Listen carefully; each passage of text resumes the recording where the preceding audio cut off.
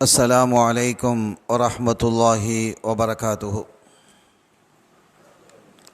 حمدا لمن خلق الإنسان وعلمه البيان، والصلاة والسلام على رسول الله وعلى آله حزب الله وأصحابه جند الله، وبعد. فقد قال الله تعالى في القرآن العظيم والفرقان المجيد: أعوذ بالله من الشيطان الرجيم، بسم الله الرحمن الرحيم. إن الدين عند الله الإسلام. ألا إن أولياء الله لا خوف عليهم ولا هم يحزنون. وقال رسول الله صلى الله عليه وسلم: من خاف الله خافه كل شيء. சங்கைக்குரிய பெரியோர்களே, அன்பு சகோதரர்களே, அருமை தாய்மார்களே, சகோதரிகளே, எல்லாம் வல்ல அல்லாஹுவின் பேரருளும் நபிகள் நாயகம் ஸல்லல்லாஹு அலைஹி வஸல்லம் அவர்களது நல்லாசியும் நம் அத்தனை பேர் மீதும் நிலவுமாக. அல்லாஹும் அவனது ரசூலும் எந்தெந்த காரியங்களை எடுத்து நடக்க வேண்டும் என்று நமக்கு கட்டளையிட்டுள்ளார்களோ அவை அனைத்தையும் எடுத்து நடக்கவும், எவைகளை தவிர்த்து நடக்க வேண்டும் என்று உத்தரவு பிறப்பித்துள்ளார்களோ அவை அனைத்தையும் தவிர்த்து நடக்கவும் ஆரம்பமாக எனக்கும் உங்களுக்கும் நான் வசியத்து செய்து கொள்கிறேன். அல்லாஹ் தௌஃபீக் செய்வானாக. ஆமீன். கண்ணியத்திற்குரிய பெருமக்களே, இன்று முதல் ரபியுல் ஆஹிர் மாதம் உதயமாகிறது.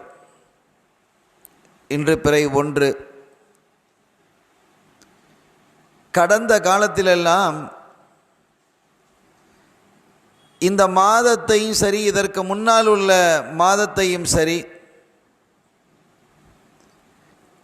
ரபியுல் அவ்வல், ரபியுல் ஆஹிர் என்ற பெயர் இருந்தாலும்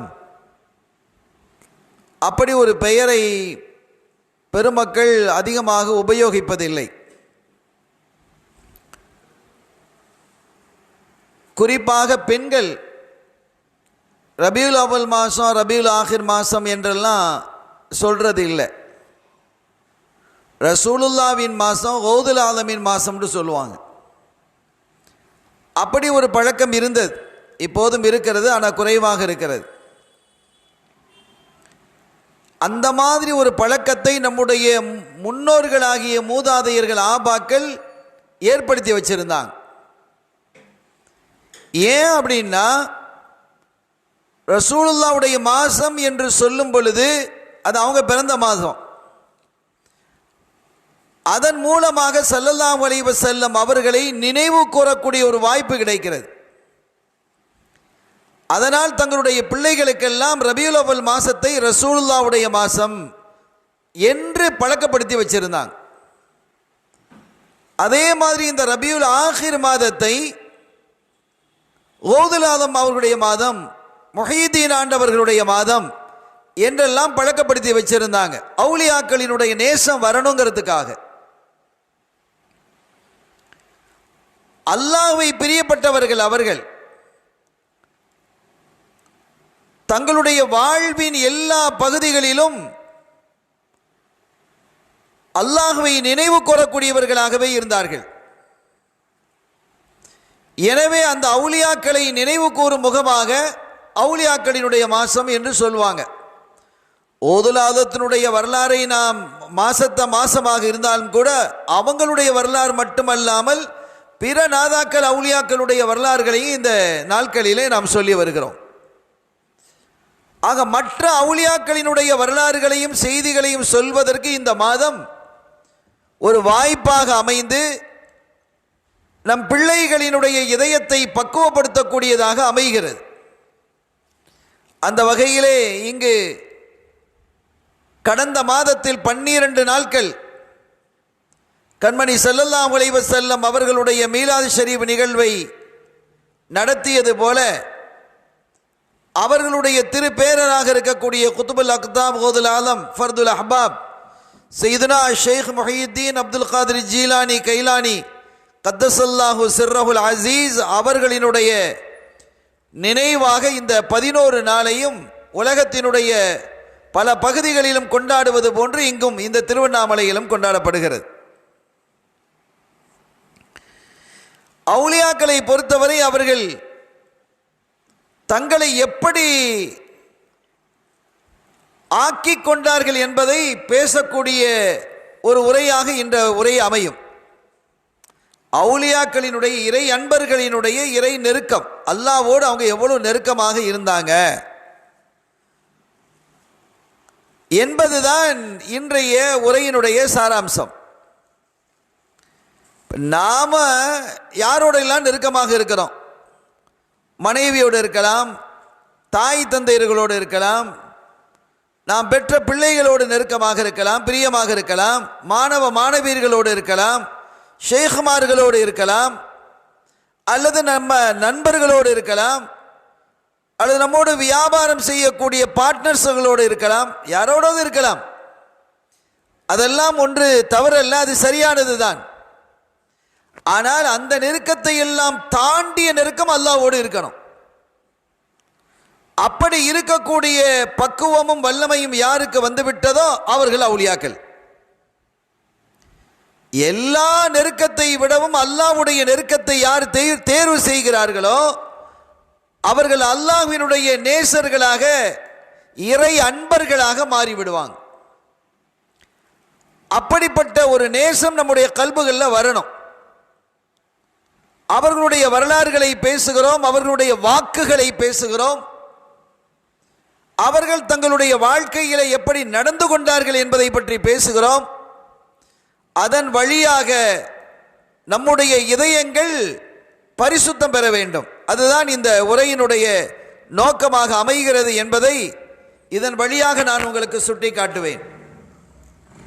அருமையான பெருமக்களே, இந்த அவுலியாக்கள் எப்படி இருப்பாங்க அப்படிங்கிறத அவங்களே சொல்லி, சூஃபியாக்களை சொல்லி காட்டுறாங்க. ஒரு மனுஷன் மௌத்தாயிட்டான்னு வைங்க, ஒரு மனிதன் மரணித்து விட்டான். அந்த மனிதரை என்ன செய்யணும்? குளிப்பாட்டணும். கஃன் இடுவதற்கு முன்பாக, தொலை வைப்பதற்கு முன்பாக குளிப்பாட்டணுமா இல்லையா? அப்போ குளிப்பாட்டுறதுக்கு ஒருத்தர் வர்றார். அந்த மௌத்தா போன மனுஷனை குளிப்பாட்டுறதுக்கு ஒருத்தர் வர்றார். வந்து என்ன செய்யறாரு? அவர் மேல தண்ணியை ஊத்துறார், அழுக்க துடைக்கிறார், நல்ல தேய்ச்சி கழுவுறார். இந்த கால் கைகள் மூட்டுகளை எல்லாம் இப்படி நீவி விடுகிறார், இழுத்து விடுகிறார், அழுத்தி தேய்க்கிறார். வயிற்றுக்குள்ளே இருக்கக்கூடிய அசுத்தங்களை வெளியாக்குவதற்காக வயிற்றை நைக்கிறார், புஷ் பண்றார், இதெல்லாம் செய்கிறார்.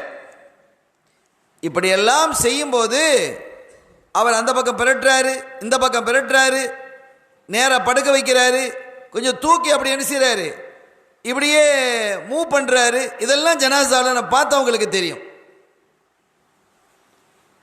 அப்போ அந்த ஜனாசா, ஏம்பா இப்படியெல்லாம் என்ன பண்ணுற நீ? எனக்கு வலிக்குதுப்பா, எனக்கு வலிக்குது, நோவினை எடுக்குது, இதெல்லாம் இப்படி செய்யாத, என்ன சும்மா விட்டு அப்படின்னு எந்த ஜனாசாவது சொல்லுமா? எந்த ஜனாசாவது எங்காவது பேசி இருக்குதா? அப்படி பேசினா அவர் குளிப்பாட்டுறவர் ஜனாசாவை போட்டுட்டு ஓடிடுவார், அவர் பயந்துருவார் இல்லையா? அப்போ அவர் எப்படியெல்லாம் பிரட்டுகிறாரோ அப்படியெல்லாம் அந்த ஜனாசா பிறழுகிறது. நிமிர்த்தினால் நிமிர்கிறது, படுக்க வைத்தால் படுக்கிறது, கையை நீவி விட்டால் அதுக்கு தந்து கொண்டிருக்கிறது, காலை மடக்கி இழுத்தால் இழுக்கிறது, வயிற்றை நசுக்கினால் அமைதியாக இருக்கிறது. எந்த மறுப்பும் செய்வதில்லை, எந்த மறுப்பும் பேசுவதில்லை, பேச முடியாது. எப்படி கஸ்ஸால் என்று சொல்லக்கூடிய குளிப்பாட்டுபவருக்கு முன்பாக ஒரு ஜனாசா, ஒரு மையத்து அவர் செய்வதையெல்லாம் வாங்கிக் கொள்கிறதோ, எந்த மறுப்பும் செய்யாமல் இருக்கிறதோ, அதுபோன்று ஒரு மனிதன் அல்லாஹ்வினுடைய சமூகத்தில் இருக்கணும். அல்லாஹ் என்ன செய்தாலும் கபூல் செய்யணும். சோதிக்கிறானா, என்னை ஏன் இப்படி சோதிக்கிற அப்படிலாம் கேட்கக்கூடாது. எல்லா நிலையிலும் ஒரு ஜனாசாவை மாதிரி அல்லாஹ்வினுடைய சமூகத்தில் இருக்கணும். குளிப்பாற்றுவனுக்கு முன்னால் அந்த ஜனாசா எப்படி இருக்கிறதோ அப்படி அந்த ஜனாசாவை போன்று எந்த ஒரு மனிதன் அல்லாஹ்வினுடைய சமூகத்தில் இருக்கிறானோ, அல்லாஹ் எதை சொன்னாலும் எதை செய்தாலும் அதை அப்படியே கபூல் செய்கிறானோ, அவன் விலாயத்து பெற்றவனாக ஆகிவிடுகிறான். அவுலியாக்களினுடைய நிலை அப்படித்தான் இருந்தது. ஏன் எப்படி செய்தாய் என்று கேட்க மாட்டாங்க. அல்லாஹ் ஏன் இப்படி என்ன சோதிக்கிற அப்படின்னு என்னைக்காவது அவுலியாக்கள் கேட்பாங்களா? கேட்க மாட்டாங்க. எனக்கு வியாபாரத்தில் தொடர்ந்து நஷ்டமாக வந்துக்கிட்டு இருக்கே ரப்பே அப்படின்னு கேட்க மாட்டாங்க. கொஞ்ச நாளைக்கு முன்னால் நான் சோகம் இல்லாமல் இருந்தேன், அதுக்கப்புறம் என் மனைவி சோகம் இல்லாமல் இருந்தா, என் பிள்ளை சோகம் இல்லாமல் இருக்குது அப்படின்னு பாட மாட்டாங்க. எல்லாவற்றையுமே அமைதியாக அல்லாஹ்வினுடைய திரு பொருத்தம் என்று அவங்க வாங்கிக்கிடுவாங்க. அல்லாஹ் ஒரு அவுலியாவை சோதிச்சானா, அவருடைய உடம்புல கடுமையான வலிய நோவினையை கொடுத்தான். அல்ஹம்துலில்லாஹ் என்று வாங்கி கொண்டார்கள். கால்களில் வலியை கொடுத்தான், வேதனை வந்தது. அல்ஹம்துலில்லாஹ் என்று பெற்றுக்கொண்டார்கள். அதற்கு பிறகு கைகளிலே வலிய வந்தது. ஏற்கனவே உடம்பு வலிக்குது, கால் வலிக்குது, அதோட கை வலி. அல்ஹம்துலில்லாஹ் என்று இருந்தார்கள். காதுகளில் வலி வந்தது, பல்லில் கண்ணிலே வலி வந்தது, இப்படி ஒவ்வொரு உறுப்பிலும் வலி வந்தது. எல்லாவற்றையும் பெற்றுக்கொண்ட அவர்கள் ஒரு வார்த்தை சொன்னாங்களாம், இறைவா ஒரே ஒரு விருப்பம் எனக்கு இருக்கு. நானும் ஒரு சாதாரண மனிதன், அவங்க சாதாரண மனுஷன் இல்லை, அவங்க சொல்றாங்க ஒரு சாதாரண மனிதராக இருந்தால் இந்த எல்லா வலியும் பெருத்துக்கிட்டு அல்ஹம்துலில்லாஹ்னு இருப்பாரா? என்னவெல்லாம் புலம்பி இருப்பார், என்னவெல்லாம் பேசி தள்ளி இருப்பார், வர்றவங்க போறவங்க என்னால் தாங்க முடியல அப்படி இப்படிலாம் கதறி இருப்பார். எதுவுமே சொல்லாமல் அல்லாஹ்வினுடைய இந்த சோதனையை பொறுத்து கொண்டிருந்தார். ஆனால் அந்த சோதனை நாளடைவில் ஒன்றன் பின் ஒன்றாக அதிகமாகிக் கொண்டே வந்தது. எல்லா உறுப்புகளிலும் வேதனை வந்தது. காது, கண்ணு, தலை, கை, கால்கள், வயிறு, நெஞ்சு என்று எல்லா பகுதிகளிலும் வலி ஏற்பட்டது. அவங்க சொன்னாங்களா, ஒரே ஒரு விருப்பம் ரப்பே, நீ எங்க வலி தந்தாலும் பரவாயில்ல, அல்ஹம்துலில்லாஹ், அது உன்னுடைய விருப்பம். ஒரே ஒரு இடத்துல மட்டும் அந்த வலியை ஏற்படுத்திடாதே, நான் உன்னை கெஞ்சி கேட்டுக்கிறேன், வேண்டுறேன் அப்படின்னு சொன்னாங்களாம். அவங்களே சொல்றாங்க, அந்த உறுப்பு என்னுடைய நாக்கு, நாவு, டங். ஏனென்றால் அந்த நாவினால் உன்னை நான் திக்ர் செய்து கொண்டே இருக்கணும். அந்த திக்ர் செய்வதற்கு தடையாக ஆகிவிடக் கூடாது ரப்பே, அதனால் என்னுடைய நாவில் மட்டும் நீ வேதனை தராதே அப்படின்னு கேட்குறாங்க. இது எவ்வளோ அற்புதமான துவா அது. ஆனால் ரப்பு என்ன செஞ்சான் தெரியுமா? அந்த நாக்கிலையும் வேதனையை கொடுத்தான். ரப்பு அந்த நாவிலையும் வேதனையை கொடுத்தான். இந்த செய்தியை நான் முடிக்கிறதுக்கு முன்னால் ஒரு உபதேசம், அட்வைஸ். யாருக்காவது சில நோய்கள் நொம்பலங்கள் வந்தால் அவர் அப்படி நடந்தாரு, இப்படி நடந்தாரு, அதனால தான் இப்படி வந்துட்டுலாம் சொல்லக்கூடாது. நமக்கு தெரியுமா? அப்படி சொல்பவர்கள் நல்லவர்கள் அல்ல. பாரு எப்படி இருந்தாரு, இன்னைக்கு பெரிய சோதனையில் ஆழ்ந்துட்டாரு, அப்படி நடந்ததுனால தான் இப்படி வந்தது அப்படின்னு நாம தீர்மானிக்க கூடாது. தீர்மானிக்கிறவன் அல்ல. அதனால தான் அவருக்கு இப்படி வந்தது, இதனால தான் இவருக்கு இப்படி வந்தது என்றெல்லாம் சொல்வது. இந்த அவுலியாக்களினுடைய பேச்சுக்களை கேட்கக்கூடிய நாம் நம்மை பண்படுத்தணும். சும்மா கேட்டுட்டு போறது இல்லை. நம்முடைய நாவை பேண வேண்டும், ஒவ்வொரு அங்கங்களையும் பேண வேண்டும். கடந்த காலங்களில் நம்மிடத்திலே தவறுகள் நடந்திருந்தால் அதற்கு தௌபா செய்து இறைவனிடத்திலே மீள வேண்டும். அந்த தவறுகளின் பால், பாவங்களின் பால் மீளாமல், மீண்டும் சென்று விடாமல் தன்னை பாதுகாத்துக் கொள்ளணும். ஆக ஒரு மனிதனுக்கு ஒரு தண்டனை ஏற்பட்டால், ஒரு சோதனை ஏற்பட்டால், இன்ன காரணத்தினால்தான் அவருக்கு இந்த சோதனை, இன்ன காரணத்தினால்தான் அல்லாஹ் இதை கொடுத்தான் அப்படின்னு நீங்க சொல்லக்கூடாது, நானும் சொல்லக்கூடாது.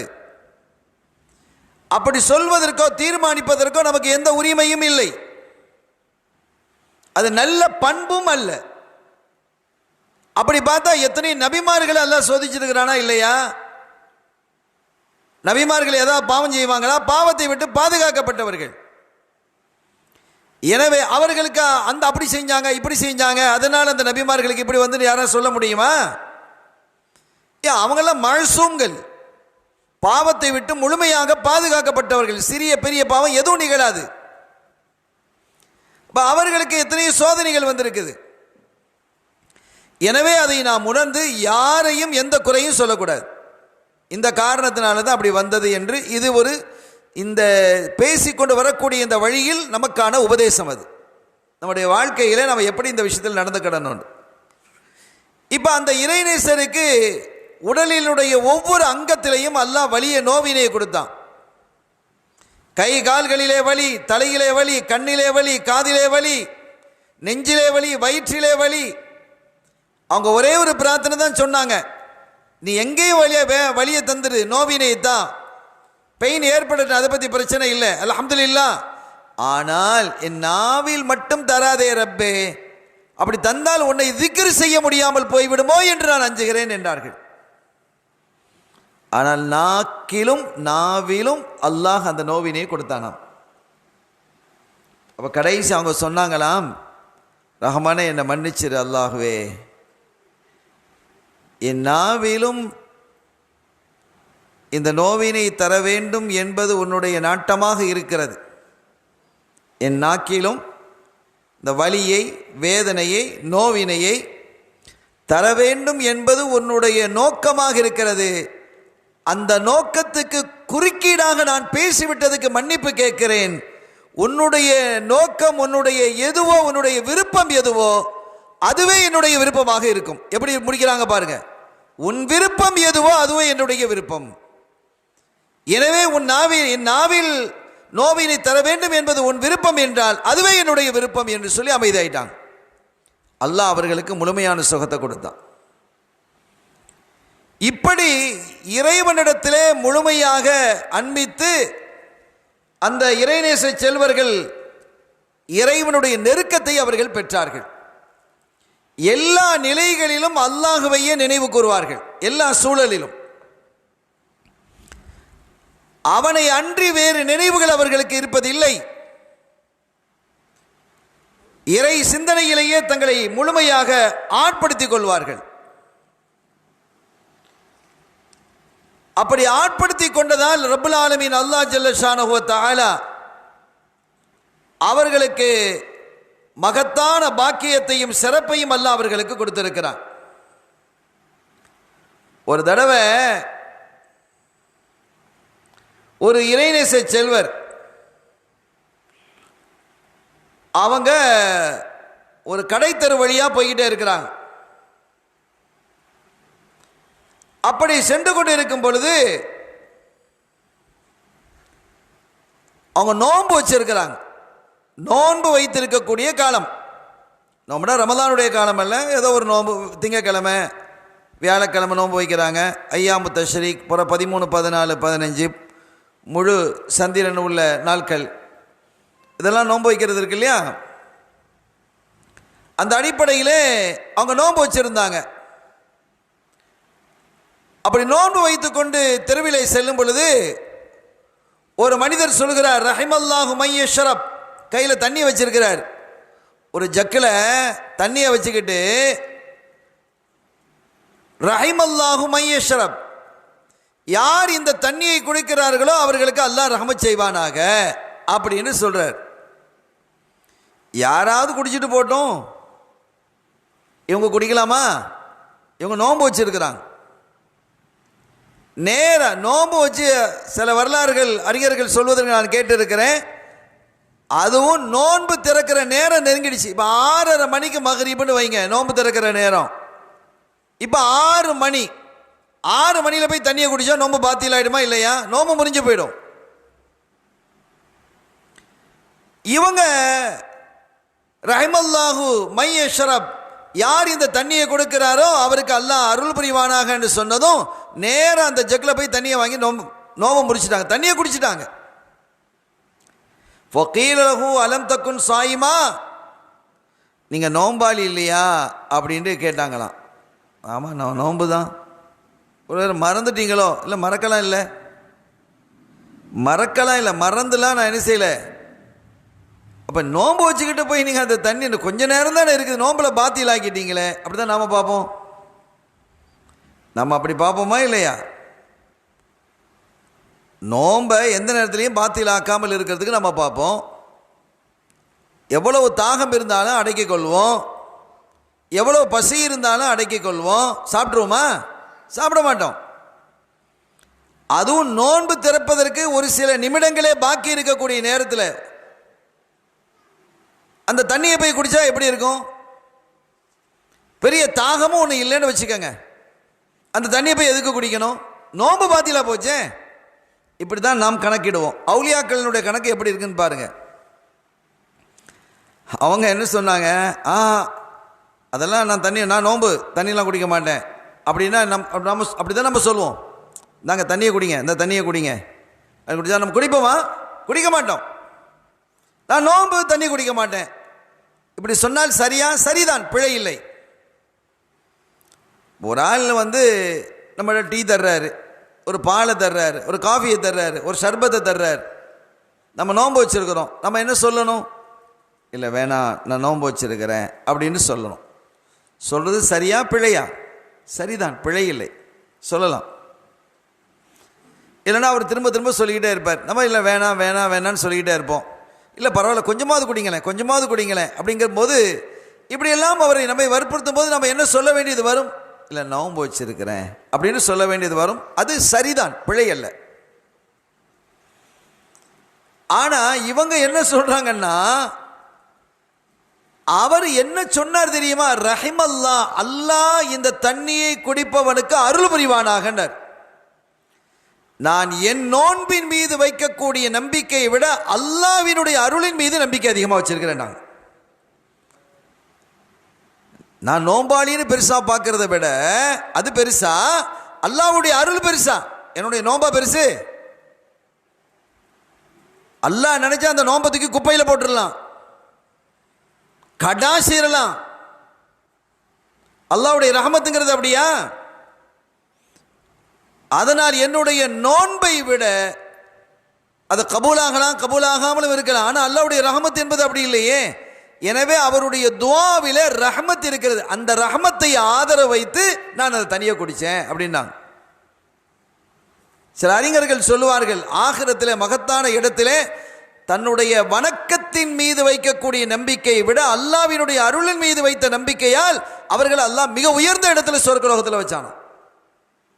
இதான் அவுலியாக்கள். நமக்கும் அவுலியாக்கள் இடையில் உள்ள வித்தியாசம் இதுதான். இந்த இடத்துல ஷரியத்தினுடைய சட்டத்தை சொல்லுவாங்க. எப்படின்னா, நம்ம குழந்தைகளை நோன்பு வைக்க பழக்கிறோம். குழந்தைகளை ரமலான் காலங்களில் நீங்கள் பார்க்கலாம், சின்ன வயசு பிள்ளைகளெல்லாம் நோன்பு பிடிக்க வைப்பாங்க. ஒரு பழக்கத்தை ஏற்படுத்துறது. 5 மணி ஆகிடும், பிள்ளைகள் துடிக்கும், அத்தா தண்ணி தண்ணி, பானி பானின்னு கேட்டுக்கிட்டு நடக்கும். கொஞ்ச நேரம் அப்படிலாம் சொல்லி பார்க்கணும். அதனால் பொறுக்க முடியல, திரும்பவும் தண்ணீர் தண்ணீர்னு கேட்டால் என்ன செஞ்சிடணும்? தண்ணியை கொடுத்துடணும். இன்னும் கொஞ்சம் நேரம் தானே இருக்குது, அதுக்குள்ளே நோம்பை விட்டுட்டேன், இவ்வளோ நேரம் நோம்பை பாதுகாத்தியே, இப்போ விட்டுட்டியே அப்படிலாம் சொல்லக்கூடாது. குழந்தைகளை நம்ம தர்பியத்து பண்ணுறோம், பழக்கப்படுத்துகிறோம், கஷ்டப்படுத்துறது இல்லை. பழக்கப்படுத்துதல் என்பது வேறு, கஷ்டப்படுத்துதல் என்பது வேறு. அதை புரிஞ்சுக்கிடணும். பிள்ளைகள் கேட்டதுன்னு சொன்னால் அதுக்கு மேலே பொறுக்க முடியலன்னா கொடுத்துடணும். கடந்த காலத்தில் நடந்த ஒரு செய்தியை நான் சொல்லுகிறேன். இதே மாதிரி ஒரு குழந்தை 4 வயது பிள்ளை நோன்பு வைக்க பழக்கி இருக்கிறாங்க. 5 மணி 4:30 மணி 5 மணியை நெருங்கும் போது கடுமையான தாகம், தண்ணின்னு அந்த குழந்தை கேட்டிருக்கு. இல்லை கொஞ்ச நேரம் தான் அண்ணன் வந்துடுச்சு பாரு, 5 மணி ஆயிடுச்சு, 5:30 மணி ஆயிடுச்சு, 5:45 ஆயிடுச்சு. அது நான் வரலுது அந்த பிள்ளைக்கு. இன்னொரு 6:15 நோன்பு, உதாரணத்துக்கு 1/2 மணி நேரம் இருக்கு. அந்த குழந்தைக்கு அந்த அம்மா தண்ணி கொடுக்க இல்லை. கடைசியில் ஏதோ பொம்மைகள்லாம் கொடுத்து நீ விளையாடு அப்படின்னு சொல்லிட்டு நோன்பு திறப்பதற்கு இஃப்தாருக்காக வேண்டி உணவுகள் தயாரிப்பதற்காக அதை சென்றுடுச்சு. இதுக்கு பொம்மையெல்லாம் கொடுத்து விளையாடு, கொஞ்சம் ஊற்றுமா, தண்ணி தர்றேன், அதை தர்றேன், பண்டம் தர்றேன், ஜூஸ் தர்றேன், வடை தர்றேன், சமோசா தர்றேன். அந்த குழந்தைகளுக்கு ஆர்வம் ஊட்டுறது. எல்லாம் உனக்கு கிடைக்கும், இன்னும் கொஞ்சம் நேரம் தான் அப்படின்னு என்ன செஞ்சு நான் கொடுத்துட்டு அவங்க சமையல் கட்டுட்டு போயிட்டாங்க. வாங்க சொல்லிடுச்சு, தம்பி வா பிள்ளை வாங்க வாங்க வாங்கன்னு கூப்பிடுறாங்க. பிள்ளை வரல. ரூமுக்குள்ளே விளையாடிக்கிட்டு இருக்கிறான்னு உள்ளே போய் பார்த்தா பிள்ளை மௌத்தாக இருக்கிறார். இது நடந்த நிகழ்வு. ரொம்ப கவனமாக இருக்கணும். ஆக நம்முடைய இந்த நோம்புடைய சப்ஜெக்ட் வந்ததுனால ஒரு இந்த ஃபிக்ஹுடைய சட்டத்தையும் உங்களுக்கு நான் சொல்லியிருக்கிறேன். இதை நம்ம பேணணும். ஆக குழந்தைகளை பக்குவப்படுத்துவது, பழக்கப்படுத்துவது என்பது நியாயமானது. ஆனால் கஷ்டப்படுத்துவது என்பது அநியாயமானது. கஷ்டப்படுத்தக்கூடாது, விட்டுறணும். அவர் நோம்பு பிடிக்கலைன்னா அல்லாவுக்கு ஏதாவது குறைஞ்சிருமா? அல்லாவுடைய அருள் குறைந்து போய்விடுமா? அல்லாவுடைய கதிர் குறைந்து போய்விடுமா? அல்லாவின் மீது பாசம் வரணுங்கிறதுக்கு பிள்ளைங்க நாளைக்கு என்ன செய்யும்? இவ்வளோ கஷ்டமானதா அப்படின்னு அந்த பிள்ளை நினைக்க ஆரம்பிக்குமா இல்லையா? அது மௌத்தாக இல்லைன்னாலும் நோம்புண்டாலே ஒரு கடினமானது, பயங்கரமானது, ரொம்ப பொல்லாதது அப்படிங்கிற மாதிரி ஒரு எண்ணத்தை கொண்டு வந்து சேர்த்துரும். நெகட்டிவாக போயிடும். அப்படி இல்லை, நமக்கு இந்த மாதிரி கடுமையான தாகம் ஏற்பட்டால் அந்த நோன்பை விடுவதற்கு அனுமதி அப்படிங்கிற மாதிரி அந்த பிள்ளைகளுக்கு பழக்கப்படுத்தணும். இதையெல்லாம் தான் நாதாக்கள் செய்திருக்கிறார்கள். ஆக இங்கே இந்த இறைநேசர் என்ன செஞ்சிருக்கிறார்னா, அல்லாஹ்வினுடைய அருளின் மீது கூடுதல் நம்பிக்கை வைத்தவராக தன்னுடைய நோன்பை தேர்வு செய்யல. தான் நோன்பு பிடிச்சிருக்கிறாங்க, அதை தேர்வு செய்யல. நோன்பா அல்லாஹ்வுடைய ரஹ்மத்தாண்டா எதை தேர்வு செஞ்சாங்க? அல்லாஹ்வுடைய ரஹ்மத்தை தேர்வு செஞ்சாங்க. தன்னுடைய அமலை தேர்வு செய்யல. அமல் மக்பூலா இல்லையாங்கிறது எப்படி தெரியும் ஒரு மனிதனுக்கு? ரஹமத்துங்கிறது அது உறுதிப்படுத்தப்பட்ட ஒன்று இல்லையா? அப்படிப்பட்டவர்களாக நின்றிருக்கிறாங்க. இதே மாதிரி சீனா சிர்ரிய சிக்தி ரலியல்லாஹு தஆலா ஒரு பெரிய மகான். அவங்களுடைய வரலாறுகளெல்லாம் படித்தால் ரொம்ப ஆச்சரியமாக இருக்கும். ஈராக்கில் பக்தாதில் அடங்கி இருக்கிறாங்க. அவங்க சொல்றாங்க, நான் ஒரு விஷயத்திற்காக 30 வருஷம் தௌபா செய்கிறேன் அப்படின்னாங்க. ஒரு விஷயத்துக்காக 30 வருஷம் நான் தௌபா செய்து கொண்டு இருக்கிறேன் அப்படிங்கிறாங்க. அப்ப என்ன ஒரு விஷயத்துக்காக நீங்க தௌபா செய்றீங்க அப்படின்னு கேட்கப்பட்ட போது அவங்க சொன்னாங்களா, நான் ஒரு தடவை அல்ஹம்துலில்லாஹ் என்று சொன்னேன். என்ன சொன்னாங்க? அல்ஹம்துலில்லாஹ்னு சொன்னாங்களாம். நல்லதானே சொல்லியிருக்கிறாங்க. அந்த அல்ஹம்துலில்லாஹ் என்று சொன்னதற்காக 30 வருஷமா தௌபா செய்கிறேன். அல்ஹம்துலில்லாஹ்னு சொன்னதுக்கு யாராவது தௌபா செய்வாங்களா? அவன் இப்படி தானே பார்ப்போம். ஏன் அல்ஹம்துலில்லாஹ் சொன்னீங்க? அதான் விஷயம். எப்போ சொன்னீங்க? அல்ஹம்துலில்லாஹ் என்பது ஒரு கனமானது. மீசான்ல வச்சா அப்படியே இந்த பூமியை வைக்கிறத விட அது கனமா இருக்கும். அவ்வளோ பெரிய நன்மை அது அல்ஹம்துலில்லாஹ் சொன்னா. இன்னொன்றையும் சொல்லுவாங்க, இந்த ஷைத்தான் இப்லீஸ் இருக்கிறானே, அவன்கிட்ட ஷுக்குர் இருந்தது இல்லையாம். நிறைய இபாதத் செஞ்சிருக்கிறான், சுஜூதிலேயே நீண்ட காலம் கடந்திருக்கிறான். ஏன் அவன் இப்லீஸா போனான், லானத்து செய்யப்பட்டான்? எதற்காக அந்த வானிலிருந்து அவன் துரத்தப்பட்டான், சபிக்கப்பட்டான்? அதையெல்லாம் நமக்கு தெரியும். ஆதம் அலைஹிஸ்ஸலாம் அவர்களுக்கு சுஜூது செய்யலைங்கிறது தெரியும். ஆனால் அதுக்கு அடிப்படை காரணம் என்னன்னா, அவன் ஒரு பொழுதும் ஷுக்குர் அவன்கிட்ட நிகழ்ந்ததில்லை. ஷுக்குர்னா என்ன? அல்ஹம்துலில்லாஹ்னு சொல்வது, அல்லாஹ்வுக்கு நன்றி பாராட்டுவது. இந்த ஒரு முறையாவது அவன் அல்ஹம்துலில்லாஹ் என்று சொல்லி இருந்தால் அவன் இப்லீஸா மாறி போயிருக்க மாட்டான் அப்படிங்கிறாங்க அறிஞர்கள். அப்ப அல்ஹம்துலில்லாஹ் என்பது ஒரு அற்புதமான ஒரு வார்த்தை. அண்ணா எப்படி இருக்கிறீங்க? அல்ஹம்துலில்லாஹ் நல்லா இருக்கேன். வியாபாரம் எப்படி இருக்கு? அல்ஹம்துலில்லாஹ் நல்லா இருக்கு. மனைவி மக்கள்லாம் எப்படி இருக்கிறாங்க? அல்ஹம்துலில்லாஹ் நல்லா இருக்காங்க. இது ஒரு பெரிய ஷுக்குருடைய வார்த்தை இல்லையா? என்ன வியாபாரம் எல்லாம் போயிடுச்சு அப்படிங்கிறது இந்த இயாசத்து இருக்குதே, இந்த நிராசை, இது நல்ல பண்பு அல்ல. அப்போ அல்லாஹ் மீது குறை சொல்கிற மாதிரி உள்ள பண்பு இது. அல்லாஹ் உனக்கு எவ்வளோ காலம் நிறைய தந்திருக்கிறானே, அப்பப்பெல்லாம் அல்லாஹ் எனக்கு தந்துக்கிட்டே இருக்கான் தந்துட்டு இருக்கான்னு சொல்லிட்டு இருந்தியா? இப்போ மட்டும் சொல்கிற? எனவே இது எல்லா காலங்களிலும் ஒரு மனிதனுடைய மனோநிலை அல்ஹம்துலில்லாஹ் என்று இருக்குமேயானால் அது பெரிய ஷுக்குருடைய அடையாளம். எல்லா நிலையிலும் அல்ஹம்துலில்லாஹ்னு இருக்கணும். ஒரு புள்ள மௌத்தாயிடுச்சா, இன்னா லில்லாஹி வ இன்னா இலைஹி ராஜிஊன், அல்ஹம்துலில்லாஹ். வியாபாரத்தில் லாபம் கிடைத்ததா, அல்ஹம்துலில்லாஹ். வியாபாரம் நஷ்டமாகி விட்டதா, அல்ஹம்துலில்லாஹ்.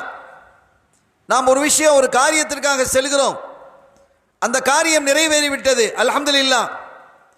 அந்த காரியம் ஃப்ளாப் ஆயிடுச்சு, அல்ஹம்துலில்லாஹ் என்ற மனோநிலைக்கு வரணும். இதுதான் விலாயத்தினுடைய துவக்கம், இதுதான் துவக்கம். இப்படியெல்லாம் எல்லா காலத்திலும் அல்ஹம்துலில்லாஹ் என்பது அல்லாஹ்வுக்கு ஷுக்ர் செய்வது, நன்றி பாராட்டுவது. வ கலீலும் மின் இபாதிய ஷக்கூர், என்னுடைய அடியார்களில் எனக்கு நன்றி செலுத்தக்கூடியவர்கள் மிக குறைவானவர்கள்ங்கிறான் அல்லாஹ். ஏன்னா குறை சொல்கிறவங்க தானே நிறைய இருக்கிறோம், ஷுக்ர் செய்கிறவங்க ரொம்ப குறைவு. அல்லாஹ்வே சொல்கிறானே, வ கலீலும் மின் இபாதிய ஷக்கூர், என்னுடைய அடியார்களில் எனக்கு நன்றி பாராட்டுபவர்கள், தேங்க்ஸ் சொல்பவர்கள் ரொம்ப குறைவுங்கிறான். எனவே ஒரு மனிதர் துவா செஞ்சுக்கிட்டே இருந்தாராம், அல்லாஹும்ம ஜஅல்னி மினல் கலீல், அல்லாஹும்ம ஜஅல்னி மினல் கலீல். இது ஒரு துவா. என்ன துவா அது? இறைவா என்னை கொஞ்சத்தில், கொஞ்சக்கான் சின்னது, அதிலே ஆக்குவாயாக. இப்படி யாராவது துவா செய்வாங்களா? என்னை கொஞ்சத்தில் ஆக்குவாயாக, நிறைய தருவாயான்னு கேட்டால் பரவாயில்ல, அல்ல கொஞ்சமாவது தான்னு கேட்டாலும் பரவாயில்ல, கொஞ்சத்தில் என்னை ஆக்கு அப்படின்னு கேட்குறாங்க. இதே துவா கேட்டுக்கிட்டீங்கிறார், தவாஃபுல கேட்டுக்கிறார். இதை கேட்ட ஒரு நாதா, ஒரு அவுலியா அந்த மனிதன்கிட்ட போய், என்னப்பா ஒரு வித்தியாசமான துவாவை கேட்டுக்கிட்டு இருக்கிறியே, அல்லாஹும்ம ஜஅல்னி மினல் கலீல், என்னை கொஞ்சத்தில் ஆக்கு கொஞ்சத்தில் ஆக்குன்னு கேட்குறீங்க, இது என்னப்பா துவா? இது எனக்கு புதுசாக இருக்குது, யாருமே இப்படி துவாவை கேட்டது இல்லையே, இது என்ன விதமான துவா இது? அப்போ அவங்க சொன்னாரா, ஆமாம் அல்லாஹ் சொல்கிறான், வ கலீலும் மின் இபாதிய ஷக்கூர், என்னுடைய அடியார்களில் எனக்கு நன்றியாக நடக்கக்கூடியவர்கள் மிக குறைவானவர்கள் அல்லாஹ் சொல்கிறான். இல்லை, அந்த கொஞ்சத்தில் என்னை ஆக்குன்னு கேட்டேன்னாங்க. அல்லாஹ் நம்மை அப்படி ஆக்குவானாக. அப்போ நன்றி பாராட்டக்கூடியவர்களாக இருக்கணும். அல்லாஹ் அதை எதிர்பார்க்குறான். மனுஷன் நன்றி எதிர்பார்க்கக்கூடாது. ஒருத்தனுக்கு ஒரு கஷ்டப்பட்டான், ஒரு துன்பம், அவனுக்கு போய் நம்ம ஒரு உதவி செஞ்சோம், ஒரு தேங்க்ஸ் கூட சொல்லலை. இங்கே பாரு மச்சான், அவனுக்கு நான் இவ்வளோ உதவி செஞ்சுருக்கிறேன், ஒரு தேங்க்ஸ் கூட சொல்லலை மச்சான், குழம்பி போச்சு, நீ செஞ்ச நன்மையெல்லாம் அழிஞ்சு போயிடும். நன்மையை எதிர்பார்த்து, இந்த எதிர்பார்ப்பு இல்லாமல் நீ நல்லது செய்யணும். இதான் அவுலியாக்கள் நமக்கு கற்றுத்தரக்கூடியது. நீ செய்யக்கூடிய எந்த ஒன்றும் எதிர்பார்ப்பு இல்லாமல் இருக்கணும். எந்த எதிர்பார்ப்பும் இல்லாமல் செய்வது தான் சரியானது. நான் அவனுக்கு அதை செஞ்சேன், இவனுக்கு எதை செஞ்சேன்னு சொல்லி காட்டுறதே பாதி போயிடுச்சு, அதில் வேற நன்றி வேற சொல்லலைன்னு எதிர்பார்க்கக்கூடாது. இது நமக்கு நன்மையை தராது. அப்போ நாம் செய்யக்கூடிய நல்ல காரியத்திற்கு ஏதோ ஒரு எதிர்பார்ப்பு இருக்குது, அப்படி வந்துடுதா இல்லையா? ஆனால் யார் உதவியை பெற்றாரோ, நம்ம யாருக்கு உதவி செஞ்சோமோ அவர் எப்படி இருக்கணும் அப்படின்னா, அவர் நன்றி உள்ளவராக இருக்கணும், அவர் நன்றி சொல்லணும். நாம் நன்றி எதிர்பார்க்கக்கூடாது, உதவி செய்தவர் நன்றியை எதிர்பார்க்கக்கூடாது, உதவியை பெற்றவர் நன்றியை சொல்லணும். இப்படி மார்க்கம் நமக்கு பண்படுத்தி தந்திருக்கிறது. அவுலியாக்கள் அந்த அடிப்படையிலே வாழ்ந்தவர்கள். ஆக நன்றி, அல்லாஹ்வுக்கு நன்றி சொல்வது என்பது எல்லா நிலைகளிலும் அல்ஹம்துலில்லாஹ் என்று சொல்லி ஷுக்ர் செய்வதுதான். எந்த குறைபாடுகளையும் சொல்லிக்கொண்டு இருக்கக்கூடாது. அவன் எதை தந்தாலும், எவ்வளவு தந்தாலும், எப்போது தந்தாலும் அல்ஹம்துலில்லாஹ், தராமல் விட்டாலும் அல்ஹம்துலில்லாஹ். அப்போ அல்ஹம்துலில்லாஹ் என்பது ஷுக்ருடைய அடையாளம். இப்போ இந்த சிர்ரி சிக்தி ரலியல்லாஹு தஆலா அன்ஹு என்ன சொல்றாங்க, இந்த அல்ஹம்துலில்லாவை சொன்னதற்காக 30 வருஷம் நான் தௌபா செய்கிறேங்கிறாங்க. ஏன் அப்படின்னு கேட்டால், ஒரு தடவை அவங்க ஒரு இடத்துல நிற்கும்போது ஒருத்தர் வந்து சொன்னாராம், பஜாரில் அவங்க ஒரு சின்ன ஒரு கடை ஒன்று ஷாப் ஒன்று கடை வச்சுருந்தாங்க. சிறிய சிக்தி பஜாரில் நெருப்பு பிடிச்சிருச்சு, ஃபயர் ஆயிடுச்சு, எல்லா கடைகளும் எரிஞ்சு போச்சு, எல்லா கடைகளும் எரிந்து சாம்பலாகிவிட்டது, உங்கள் கடையை தவிர உங்கள் கடை எரியலை. இப்போ நம்ம என்ன சொல்லுவோம், எல்லா கடையும் எரிஞ்சு போச்சு, உங்கள் கடை எரியலை அப்படின்னு ஒருத்தர் வந்து சொன்னால் நம்ம என்ன சொல்லுவோம், அல்ஹம்துலில்லாஹ்னு சொல்லுவோமா இல்லையா? அப்படி தானே சொல்லணும், அப்படி நம்ம நினைக்கிறோம். ஆனால் அவுலியாக்களை பாருங்கள் எப்படி. அதற்கு பிறகு அவங்களுடைய மனசில் ஒரு வலி ஏற்பட்டது. ஆஹா, என் கடை எரியலைங்கிறதுக்காக நான் அல்ஹம்துலில்லாஹ்னு அல்லாஹ்வுக்கு ஷுக்ர் செய்துட்டேனே, என்னுடைய சகோதரர்களுடைய எத்தனை கடை எரிஞ்சிருக்கிறது, இதற்காக நான் வருத்தப்பட்டிருக்கணுமா இல்லையா? அப்போ நான் ஒரு சுயநலவாதியாகிவிட்டேன். எப்படி சிந்திக்கிறாங்கன்னு யோசிங்க. நான் அல்ஹம்துலில்லாஹ் சொல்லி இருக்கக்கூடாது. என்னுடைய சகோதரர்கள், அங்கே முஸ்லீம் சகோதரர்கள் பல பேர் கடை வச்சுருந்தாங்க, அவங்க கடையெல்லாம் எரிஞ்சு அணியாமல் போயிடுச்சே, இன்னா லில்லாஹி வ இன்னா இலைஹி ராஜிஊன் நான் சொல்லியிருக்கணும். இப்படி அல்ஹம்துலில்லாஹ் சொல்லி நான் என்னுடைய சுயநலத்தை வெளிப்படுத்தி விட்டேனே என்று இந்த அல்ஹம்துலில்லாஹ்விற்காக வேண்டி 30 வருஷம் தௌபா செய்கிறேன்னாங்களாம்.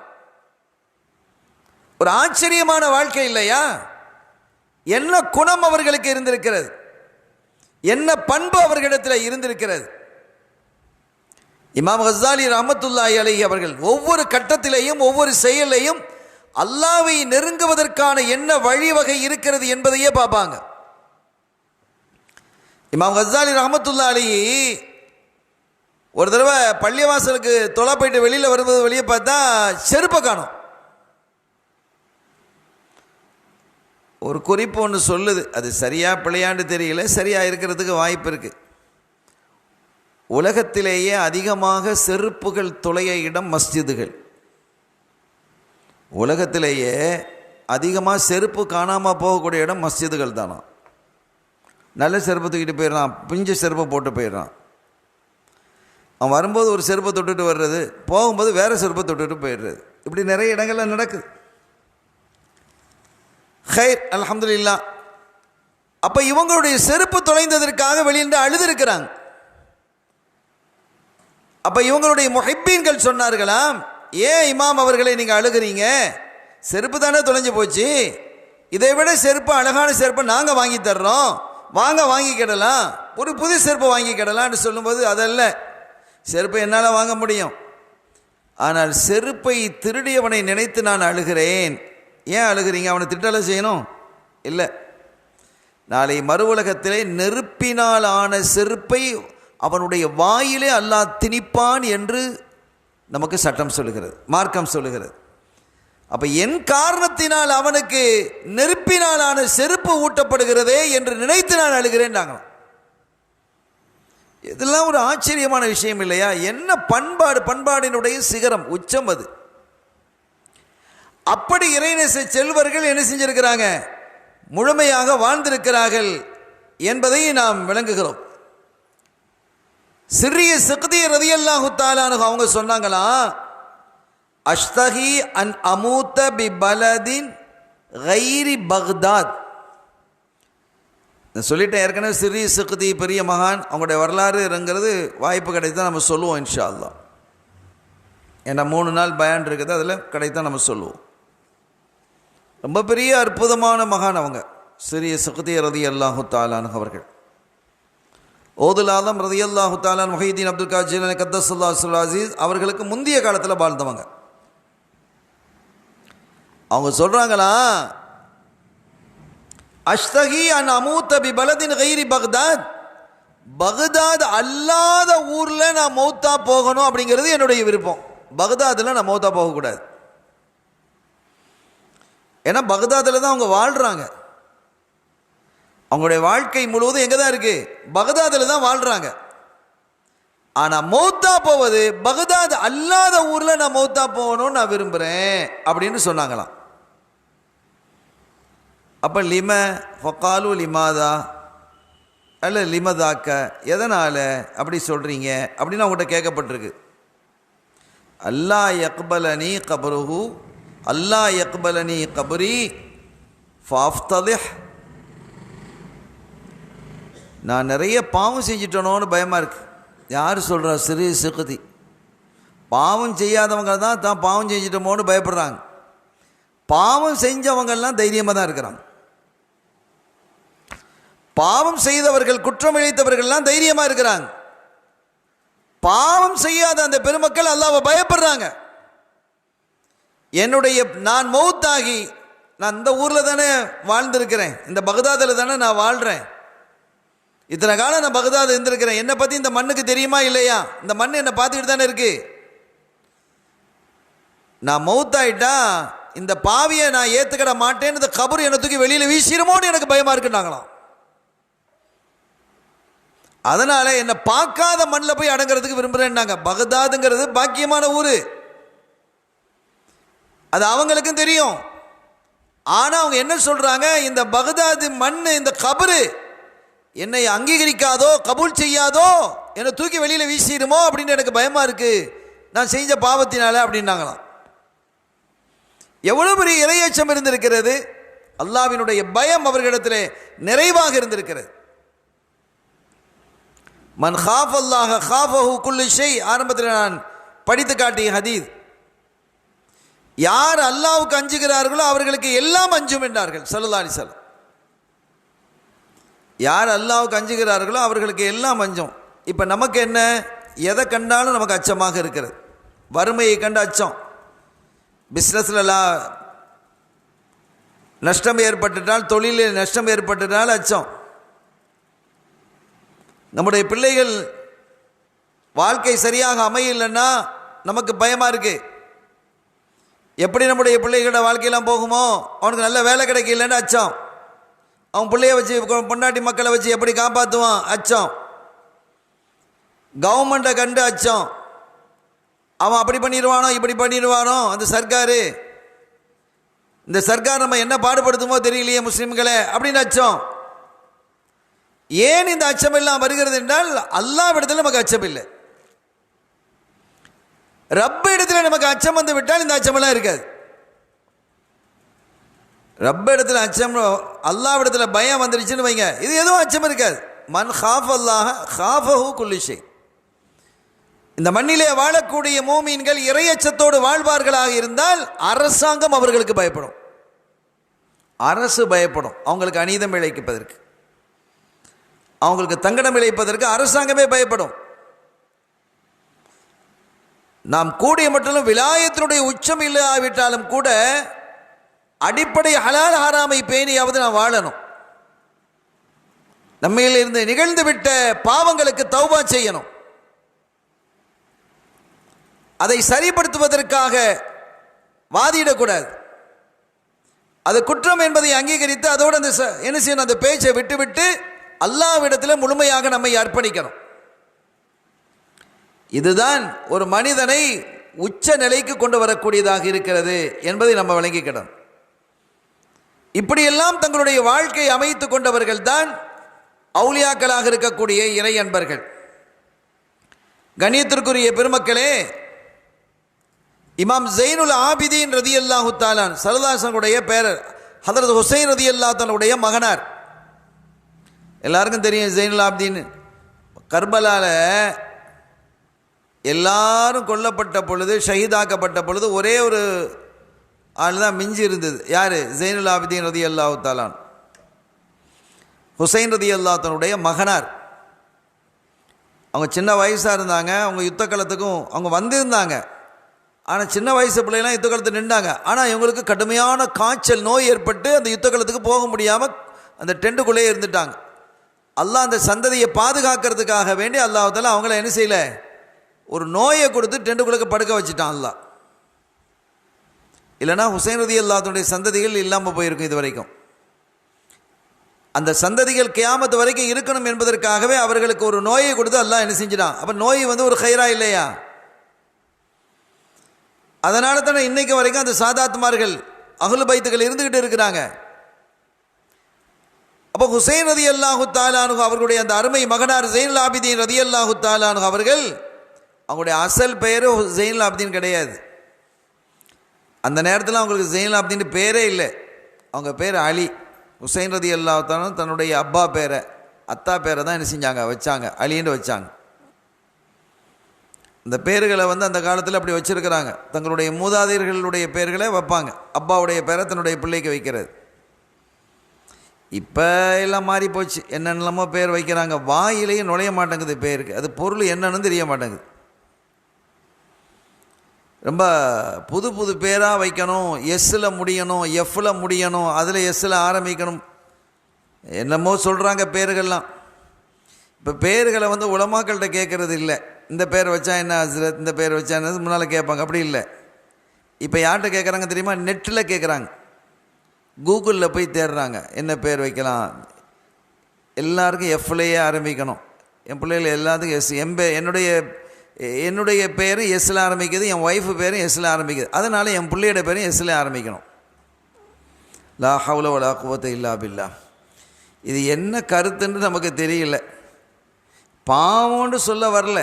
சரி, நீங்கள் எஸ்ஸில் ஆரம்பிக்கணும்னா எஸ்ஸிலே வைங்க. ஆனால் அதுக்கு ஒரு நல்ல பொருளாக இருக்கணும், இல்லை நல்ல பெயராக இருக்கணுமா இல்லையா? நியூமாரோலஜி.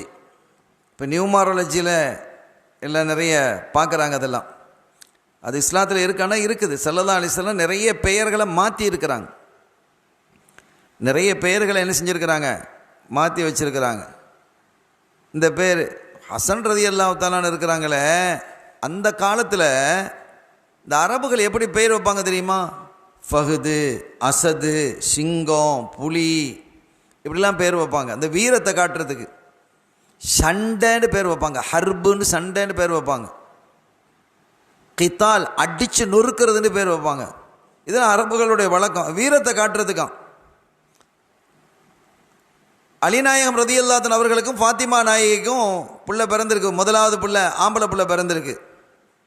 ஸல்லல்லாஹு அலைஹி வஸல்லம் வந்தாங்க. அலி, பிள்ளைக்கு ஏதாவது பேர் வைக்கிறீங்களா? ஆமாம் நாயகம். என்ன பேர் வைக்கணும்? ஹர்பு. ஹர்புனா என்ன? யுத்தம். யுத்தம்னு பேர் வைக்க போகிறேன்னாங்க அலி ரலியல்லாஹு அன்ஹு. யுத்தமும் இல்லை, கத்தமும் இல்லை, ஹசன் அப்படின்னு ஸல்லல்லாஹு அலைஹி வஸல்லம் பேர் வச்சாங்க. என்ன யுத்தம்? அப்போ அவங்க பேரை மாற்றுறாங்க. கிடையாது, ஹசன் பேர் வைங்க. ஒரு ஆள் வர்றாரு, உங்கள் பேர் என்ன அப்படின்னு கேட்குறாங்க. என் பேர் இது. இது என்னப்பா இந்த பேர்? நல்ல பேர் இல்லை, விடு, உன் பேர் இன்னிலேருந்து இது.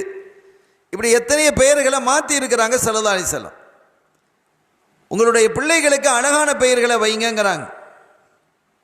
ஒன்று அப்துன்னு ஆரம்பிக்கக்கூடிய பெயர். அப்துல்லா, அப்துல் காதிர், அப்துல் ரஹ்மான், அப்துல் ரஹீம், அப்துல் பாசித், இந்த மாதிரி பெயர்களை வைங்க. அல்லது ஸல்லல்லாஹு அலைஹி வஸல்லம் பெயராக இருக்கக்கூடிய முஹம்மது, அஹ்மது, ஹாமிது, மஹமூது, யாசீன், தாஹா, இந்த மாதிரி பெயர்களை வைங்க. அல்லது சஹாபிகளுடைய பெயர்களை வைங்க. நபிமார்களுடைய பெயர்களை வைங்க. மலக்குமார்களுடைய பெயர்களை வைக்கலாம். ஜிப்ரீல்னு வைங்க. யாருக்கா அப்படி யாரும் வைக்கிற மாதிரி தெரியலையே. யாராவது வைக்கிறாங்களா? நான் இது வரைக்கும் பார்த்ததில்லை. இந்த ஊரில் இருக்கான்னு தெரியல எனக்கு. ஜிப்ரீல் அப்படின்னு பேர் வைங்க. மீகாயில்னு பேர் வைங்க. இஸ்ராஃபீல்னு பேர் வைங்க. இஸ்ராயில்னு பேர் வைக்க மாட்டீங்க. சொன்னால் எப்படி சொன்னாலும் நிச்சயமாக அந்த பேரை யாரும் என்ன செய்யறதில்லை. வச்சா தப்பு இல்லை. தப்பா? மலக்குமாருடைய பேர் தானே. அப்படி இப்போ ஒரு வேளை நீங்கள் இஸ்ராயில்னு பேர் வச்சா உங்களோட ரூஹை கைப்பற்றும் போது ஒரு வேளை அடே நம்ம பேரை இவனாவது வச்சிருக்கிறான்னு கொண்டு மெதுவாக எடுக்கலாம். அப்போ மலக்குமார்களுடைய பேரை வைங்க. அதை பற்றி நபிமார்கள், எத்தனை நபிமார்கள் இருக்கிறாங்க. சஹாபிகளே எவ்வளோ அழகான சஹாபிகளுடைய பேர்கள்லாம் இருக்குது. அப்போ இவங்களுடைய பெயர் என்னன்னு கேட்டால் அலி என்பது தான். யாருடைய பேர்? ஜைனுல் ஆபிதீன் ரலியல்லாஹு தஆலா அன்ஹு, ஹுசைன் ரலியல்லாஹு தஆலாவுடைய மகனார் ஜைனுல் ஆபிதீன் ரலியல்லாஹு தஆலா. நம்ம சொல்கிறோமே, எல்லாருக்கும் அப்படி சொன்னால் தான் தெரியும். ஆனால் அவங்க இயற்பெயர் ஜைனுல் ஆபிதீன் கிடையாது, அலி என்பது தான். பிந்திய காலத்தில் தான் அவங்களுக்கு ஜைனுல் ஆபிதீன் பட்ட பெயர் வந்தது, சிறப்பு பெயர். ஏன் அப்படின்னு கேட்டால், அவங்க மக்கள் இடத்துல ரொம்ப அருமையாக நடந்து கொண்டாங்க. அல்லாஹ் அவங்களுக்கு நிறைய வசதி வாய்ப்புகளை கொடுத்தான். ஏழை எளியவர்களை கவனத்தில் கொண்டாங்க, கருணையாக நடந்து கொண்டார்கள், வணக்க வழிபாடுகளிலே ரொம்ப பேணுதலாக இருந்தாங்க, ரொம்ப கண்ணியமாக நடந்து கொள்வார்கள், மனித நேயமிக்கவர்களாக இருந்தாங்க. அதனால மக்கள்லாம் சேர்ந்து ஜெயினுல் ஆபிதீன், வணக்கவாளிகளின் வணக்கசாலிகளின் அழகர் அப்படின்னு பேர் கொடுத்தாங்க. அவங்க தான் பேர் வச்சு, மக்கள் பேர் வச்சது. ஆனால் ஹுசைன் ரலியல்லாஹு பேர் வச்சது அலிங்கிறது தான் ரலியல்லாஹு தஆலா. எந்த அளவிற்கு இவங்க இருந்தாங்கன்னு சொன்னால், ஜெயினுல் ஆபிதீன் ரலியல்லாஹு தஆலா அவர்கள் வஃபாத்தான பொழுது அவங்கள குளிப்பாட்டுறாங்க. ஆள் ரொம்ப அழகாக இருப்பாங்க, ரொம்ப அழகான நல்ல நிறம் கொண்ட அழகான தோற்றமுடையவர்கள். சில வரலாறுகள் ஹதீதுகளில் வரும், ஸல்லல்லாஹு அலைஹி வஸல்லம் அவர்களினுடைய நெற்றியிலிருந்து நெஞ்சு வரை உள்ள தோற்றத்தினுடைய அடிப்படையில் ஹசன் ரலியல்லாஹு தன்னுடைய தோற்றம் இருக்குமா. நெஞ்சிலிருந்து பாதம் வரை ஸல்லல்லாஹு அலைஹி வஸல்லம் தோற்றத்தினுடைய அடிப்படையில் ஹுசைன் ரலியல்லாஹு தஆலா இருப்பாங்களாம். அப்படிலாம் வருது. இப்போ அவங்களுடைய பிள்ளை இவங்க, அத்தகைய ஹுசைன் ரலியல்லாஹு தஆலாவுடைய பிள்ளை, அவ்வளோ அழகான பிள்ளை. ஆனால் இப்போ வயசாகி வஃபாத் ஆகிட்டாங்க. குளிப்பாட்டும் போது இப்படி பிரட்டுவாங்களா இல்லையா, பார்த்தா முதுகில் கருப்பு கருப்பு கோடாக இருந்திருக்கு, சில கருப்பு கோடுகள் இருந்தது. அப்படி பார்த்து அந்த குளிப்பாட்டினவரே திகைச்சிட்டாராம், பயந்துட்டாராம். என்ன இந்த முதுகில் இவ்வளோ கருப்பு கருப்பு இத்தனை கோடு இருக்குது அப்படின்ட்டு. அப்போ பக்கத்தில் கூட உறவுகள்லாம் நின்றுருக்கிறாங்க, உறவினர்கள் குளிப்பாட்டுறதுக்கு. குளிப்பாட்டும் போது நிறைய பேர் நிற்கக்கூடாது. சில ஊர்களில் எல்லாரும் வந்து தண்ணி ஊற்றுறாங்க, அதெல்லாம் செய்யக்கூடாது. இங்கே இருக்கான்னு தெரியல, அது என்ன பரக்கத்துக்கு தண்ணி ஊற்றுறதா? அது குளிப்பாட்டுபவர் தான் அங்கே நிற்கணும். குளிப்பாட்டுபவருக்கு முழையினாக இருக்கக்கூடிய உதவியாளர்களாக இருக்கக்கூடியவங்க சில பேர் 1-2 பேர் நின்றுக்கலாம், குடும்பத்தாராகவும் இருக்கலாம். அப்படி தான் இருக்கணுமே தவிர குளிப்பாட்டும் போது எல்லாரும் சூழ்ந்து நிற்கக்கூடாது. நம்ம பாத்ரூமில் நாம் குளிக்கிறதா இருந்தால் கதவை மூடிட்டு தானே குளிக்கிறோம், எல்லாத்தையும் வந்து பாருங்கன்னு சொல்லிட்டா குளிக்கிறது அது நல்ல விஷயமா? அது நம்முடைய அவுரத்துக்களை பார்க்கறது இல்லையே. அதனால் அதெல்லாம் செய்யக்கூடாது. குளிப்பாட்டும் போது குளிப்பாட்டுபவர் குளிப்பாட்டுவார், அவரோடு துணைக்காக ஒரு சிலர் நின்று கொள்ளலாம், 2 பேரோ 3 பேரோ நின்று கிடலாம். வீடு நிறைஞ்ச ஆட்கள் நிற்கக்கூடாது. ஏன்னா சில அவுரத்துகள் வெளியாகும், சில அடையாளங்கள் வெளியாகும், நஜிஸ் வெளியாகும். அப்போ இதெல்லாம் வந்து அவ என்னடா இப்படி இப்படின்னு பார்த்துக்கிட்டா இருந்தால் அசிங்கமாக இல்லையா? அது இஸ்ஸத் இல்லாத ஒரு நிலை, அது செய்யக்கூடாது. ஆக இந்த ஒவ்வொரு வரலாற்றோடையும் செய்திகளோடையும் ஒரு நசீஹத் அட்வைஸையும் ஃபிக்ஹையும் சேர்த்து நான் உங்களுக்கு சொல்லிக்கிட்டு வர்றேன். நம்முடைய வாழ்க்கையில் அதை கடைபிடிக்கணும் என்பதற்காக. அப்போ அவங்கள குளிப்பாட்டும் போது ஒரு சிலர் நிற்கிறாங்க, யார் குளிப்பாட்டுபவர் இருக்கிறார், அவங்களோட அவங்க குடும்பத்தை சேர்ந்தால் ஒரு சிலர் இருக்கிறாங்க, அவ்வளோதான். அந்த அழகிய உடம்புல முதுகில் சில கருப்பு கோடுகள் இருக்குது. அதை பார்த்து அன்னைக்கு தான் அவங்க எல்லாரும் பார்க்குறாங்க, வீட்டில் உள்ளவங்கெல்லாம் பார்க்குறாங்க, அதிசயிச்சு போட்டாங்க. ஏன்னா இது வரைக்கும் நாங்கள் பார்த்ததே இல்லையே அந்த முதுகை. அப்போ தன்னுடைய மேனி அவங்க திறந்து வைத்தது இல்லை, வீட்டில் கூட திறந்து வச்சிருக்க இல்லைங்கிறது தெரியுறமா இல்லையா? அப்போ எவ்வளோ ஹயா உள்ளவங்களாக, வெக்கம் உள்ளவங்களாக இருந்திருக்கிறாங்க. அல் ஹயாவு மினல் ஈமான், வெக்கம் என்பது ஈமானில் உள்ளதுங்கிறாங்க ஸல்லல்லாஹு அலைஹி வஸல்லம். வெக்கங்கிறது ஈமானில் உள்ளது. எனவே இது என்ன, எதனால் இந்த கருப்பு கோடு அவங்களுடைய முதுகில் ஏற்பட்டது அப்படிங்கிறது தெரியல. அவங்களுக்கு ஒரு பணியாளர் இருந்தார். எல்லாம் அடைக்க முடித்த பிறகு அவரை கூப்பிட்டு கேட்டாங்க, ஏன்பா நீ அவங்களோடு இதனப்பா இருந்தா, எவ்வளோ அழகான தோற்றத்தோடைய, ஆனால் முதுகில் இப்படி கருப்பு கருப்பு துண்டு துண்டு இப்படி கோடு கோடாக இருக்கப்பா, அது என்னன்னு உனக்கு தெரியுமா அப்படின்னு கேட்டார். தெரியும் அப்படின்றாராம். ஏன்னா கூட இருந்தவர் இல்லை, எல்லா இடத்துக்கும் அவர் தான் கூட்டிகிட்டு போவாங்க, ஒரு ஹாதிமாக அவங்களுக்கு துணையாக இருந்தவர். எனக்கு தெரியும், இப்போ நான் அதை சொல்லலாம், அவங்க வஃபாத் ஆகிட்டதுனால சொல்லலாம். என்ன அப்படின்ட்டு, அவங்க ஒரு கிடவுன் வச்சுருந்தாங்க, பெரிய கிடவுன், வசதி எல்லாம் கொடுத்துருந்தான். அதில் நிறைய உணவுப் பொருட்களை வாங்கி வைப்பாங்க. ஏகப்பட்ட உணவுப் பொருட்களை வாங்கி வச்சு அதை என்ன செய்வாங்க, மூட மூடையாக கட்டுவாங்க. உதாரணமாக கோதுமை, எண்ணெய், பருப்பு, சீனி, சர்க்கரை, இந்த மாதிரி பொருட்கள் வைங்களேன், எல்லாத்தையும் போட்டு போட்டு ஒரு பெரிய மூடம் ஒரு சாக்கு பையில் முழுசாக கட்டி வச்சிடுறது. அப்படியே நிறைய பார்சல்களை வச்சுருப்பாங்க. இந்த என்ன செய்வாங்கன்னு கேட்டால், ராத்திரி எல்லாத்தையும் என்ன வச்சுக்க, நானும் அதுக்கு ஹெல்ப் பண்ணுவேன், அந்த பார்சல்கள்லாம் ரெடி பண்ணுறதுக்கு ஹெல்ப் பண்ணுவேன். ராத்திரி 1 மணிக்கு தஹஜ்ஜுது எழும்பி தொழுதுட்டு என்னை எழுப்புவாங்க. தம்பி எழுந்துரு, என்ன நாயகமே வா அப்படின்னு கிடவுனை கூட்டிகிட்டு போவாங்க. கூட்டிகிட்டு போய் அந்த சாக்கு நல்ல வெயிட்டாக இருக்கும், நிறைய உணவுப் பொருட்கள் அதில் இருக்கும். ஒரு குடும்பத்துக்கு தேவையான, ஒரு மாதத்துக்கு தேவையான உணவுப் பொருட்கள் அதில் இருக்கும்.